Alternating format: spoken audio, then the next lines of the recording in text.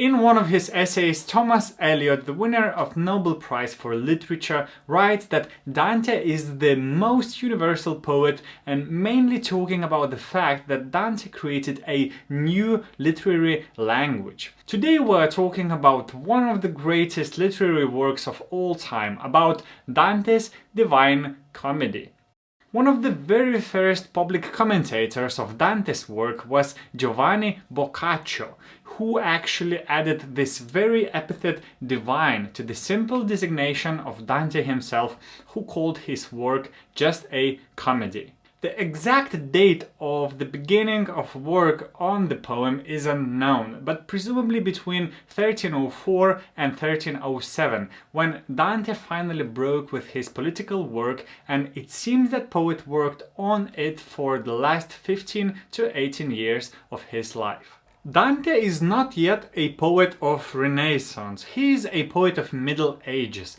The construction he builds the poem is based on medieval foundations. On the one hand, he shows the highest achievements of the Middle Ages, including the emerging secular thought and scientific discoveries, and on the other hand, its exhaustion. For Dante, numerical symbolism played a special role. Therefore, the architecting of the poem is extremely harmonious, scrupulous, and carefully calibrated. It consists of 100 songs, which are divided into 3 parts, each of which has 33 songs within itself. One introductory song gives the structure this completedness of the number 100.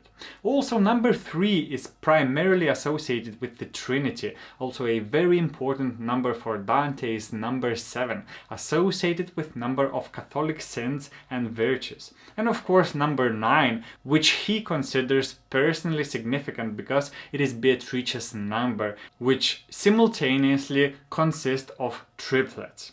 Let's start with the first book of Hell. The picture of hell is built on one hand on the basis of Christian dogmas, on the other on the tradition of antiquity. From the latter, he borrows the idea of the hell as a very dark and damp place, in contrast to the Christian concept of blazing fire, in which sinners are burned. Partly focusing on the tradition of afterlife, visions, and the ancient description of Tartarus, Dante comes up with the arrangement of the hell in the form of a funnel. The funnel of hell is formed as a result of the fall of an angel who angered God, but it also pushes out the earth, which as a result becomes the mountain of Purgatory.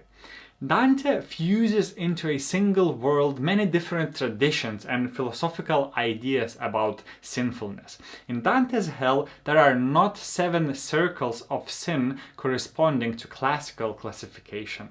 The poet builds his system of sins relying on the ideas of Thomas Aquinas and Bonaventure, who in turn based their ideas on the Aristotelian system of vices. Aristotle divides sins into 3 types: intemperance, bestiality, and deception. In the poem, Virgil formulates the law according to which these circles are distributed. The heavier the sin, the greater its punishment. The second book is called Purgatory. Dante paints a picture of Purgatory represented as a mountain with 7 ledges, symbolizing the 7 deadly sins. Here he takes the canonical classification of sins: pride, envy, anger, despondency, greed, stinginess, and wastefulness. The stronger the sin, the lower its level, and at the very bottom is pride. This absolutely amazing idea of the mountain, designed to embody the very idea of purification, the ascent of a person. The idea of purgatory was the last known and least developed idea in theology at the time. Moreover, before the appearance of the Divine Comedy, there was no consensus about how it looks and where it is. It was only said that this is a certain place in the East.